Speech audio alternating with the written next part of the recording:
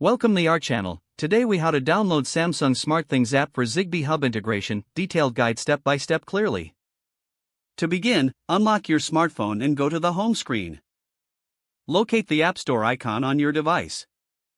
If you are using an Android, tap on the Google Play Store. For iOS users, open the Apple App Store. In the search bar at the top of the screen, type Samsung SmartThings and press enter. Look for the official SmartThings app in the search results. Make sure to check that the app is developed by Samsung Electronics. Once you find the app, tap on it to view more details. Next, locate the Install button and tap on it. Wait for the app to download and install on your device. Once the installation is complete, open the app by tapping Open. If prompted, allow the necessary permissions for the app to function properly. You will then need to sign in or create a Samsung account if you don't already have one. Follow the on-screen instructions to set up your account.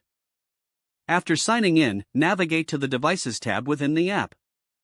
Select Add Device and choose the option for your Zigbee hub. Follow the prompts to connect your Zigbee hub. Ensure your hub is powered on and within range for a successful connection. Once connected, you can start adding and managing your Zigbee devices. Explore the features of the SmartThings app to customize your smart home experience. That's how you download and set up the Samsung SmartThings app for Zigbee hub integration. If the page does not load, refresh the browser or try again in a private or incognito window.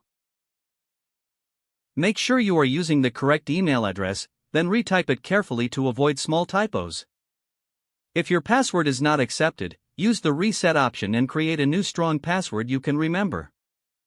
Check your spam folder for verification or security emails, then complete any requested confirmation steps.